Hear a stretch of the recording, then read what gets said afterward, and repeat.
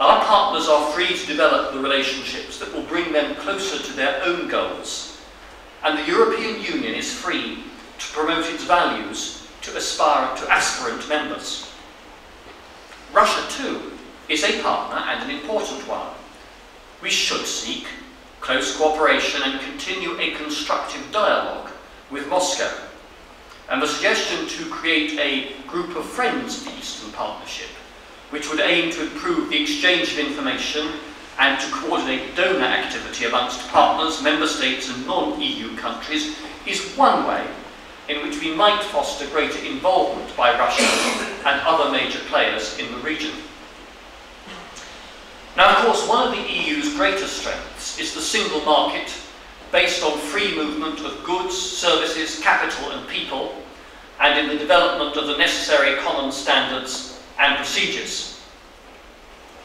I can take some pride in the fact that the single market was very much a United Kingdom initiative championed by Margaret Thatcher when she was Prime Minister. And the single market has increased trade and investment and economic growth throughout Europe. I want to see the countries of our Eastern Partnership to be able to join this venture, to have an unparalleled opportunity for closer economic integration, the adoption of common standards and access to European markets. I believe that this is in the interests of the United Kingdom, of the European Union, and of our Eastern neighbours alike. The Eastern Partnership offers partner countries the tools they need to develop this trade relationship, if they are willing to make the structural reforms necessary for deeper engagement. They will gain gradual integration into the EU economy. If you look at the last 5 years, exports to the European Union's neighbours rose by 63%, and imports from those neighbouring countries rose by no less than 91%. Opening up markets benefits both sides, both the European Union and its neighbourhood partners. Energy security and action on energy efficiency in support of the move to a low-carbon future are other important strands of the Eastern Partnership. And both the EU and our partners could benefit from progress.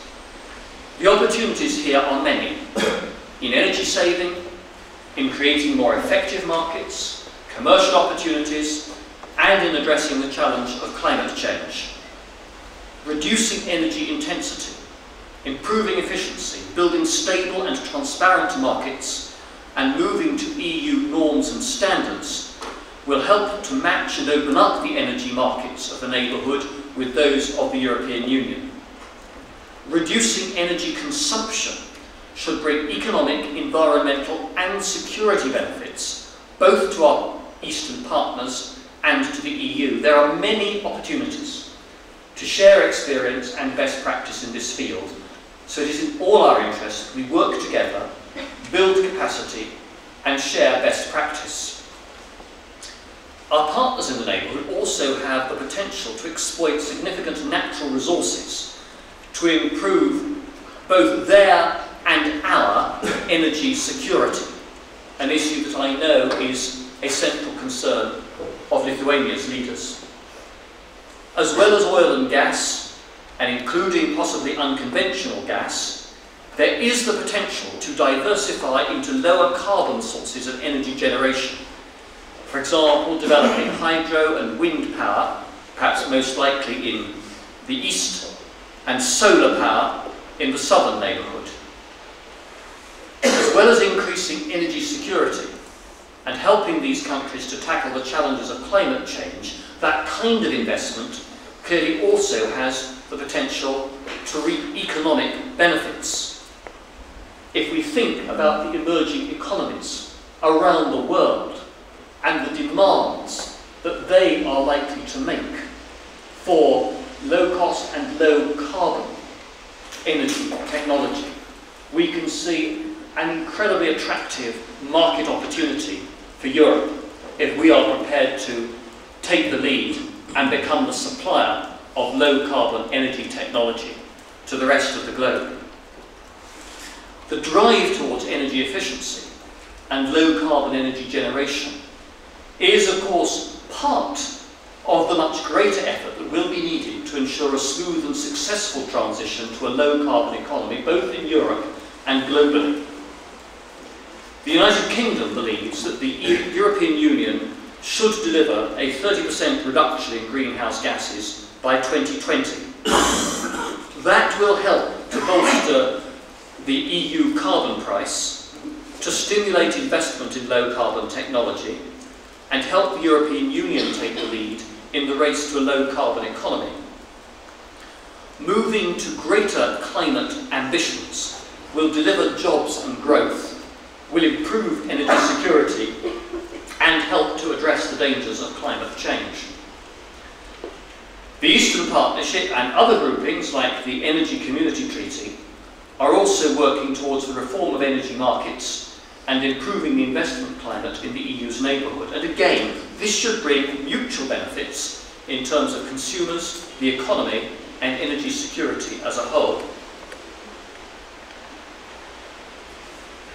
A third important focus for the Eastern Partnership is democracy and good governance. The European Union is a values-based organisation. Closer integration depends upon having those shared values. We're therefore supporting partners to deepen their commitment to the rule of law and to democracy. We see this in its widest sense, not just meeting international standards on elections, freedom of speech and freedom of assembly, but also through building an effective and independent judiciary, having an accountable state administration, encouraging a free press and a lively civil society independent of government. These are long-term challenges, but we do expect partners in the Eastern neighbourhood to commit to real and practical progress.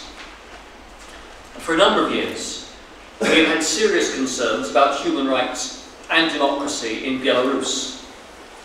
This is still a country where being a human rights activist can mean that you lose your job, that your parents lose their jobs, that you are harassed in various ways by the authorities.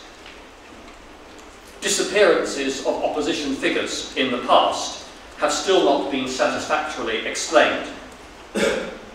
I know that a significant number of young Belarusians come here to Lithuania to study at the European Humanities University that relocated here from Minsk, precisely to ensure that it could maintain its freedom and independence. The British government wants Belarus to know that the door to Europe is open, but that closer economic relations need to go hand in hand with progress on democracy and good governance and human rights. This is not just a moral issue, but it is also a practical one.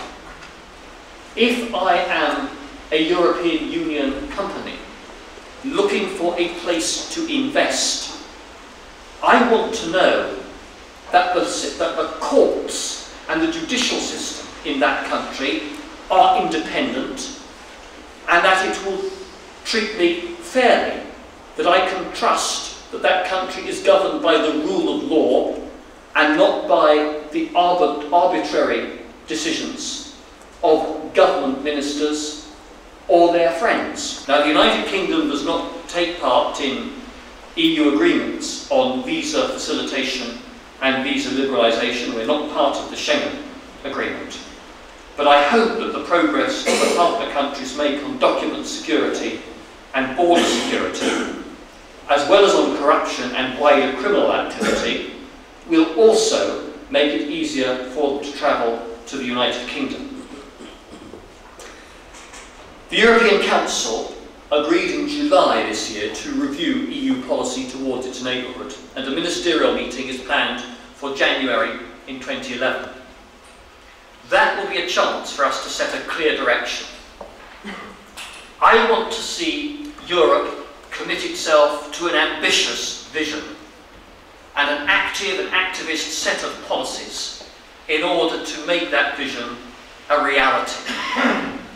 We need to keep our eyes upon the big strategic objective. A continent of Europe that is reunited, that is confident, that is prosperous, and is resolute in its commitment to democracy and to the rule of law. This is still 20 years on from Lithuania's revolution. This is unfinished business. We cannot say now with certainty when we will reach our destination. But if our partners are prepared to follow the example which Lithuania has set them, then we may indeed succeed faster than any of us here today has previously thought to be possible. Thank you very much indeed.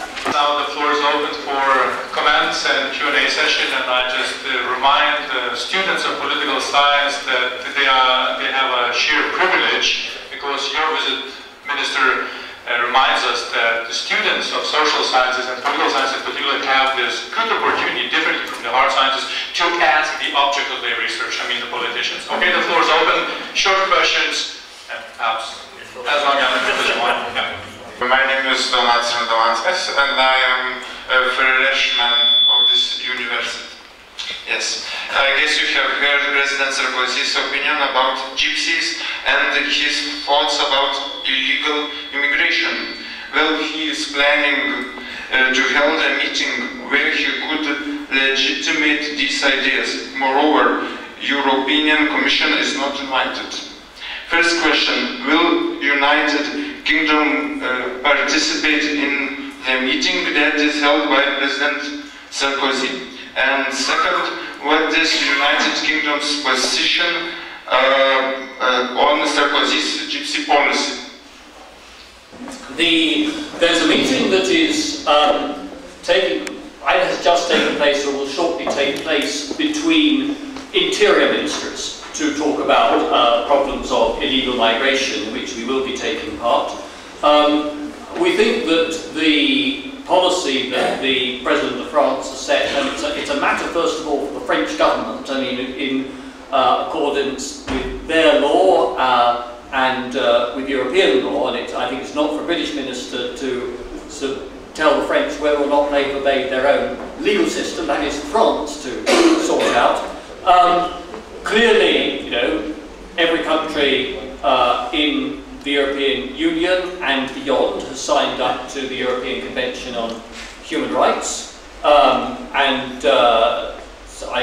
understanding is that French ministers believe that their policy complies with their human rights obligations. There is a genuine issue over both over illegal migration in Europe and from Africa and from other parts of the world, which governments throughout Europe have to tackle, because this was an issue which the British general election was coming up on a great many doorsteps. When I was going around asking people for their votes in my own area, the question of immigration came up again and again and again. So this is something that governments must take seriously, because a failure by democratic governments to take it seriously means that the parties of the extreme nationalist right gain ground when reasonable politicians, democratic politicians, are believed to be ignoring a question that matters a lot to ordinary people. That is when extremists are able to make progress. So we need to be true to our traditions, but we also need to be clear that illegal immigration is a genuine problem, and we have to have effective policies to address that.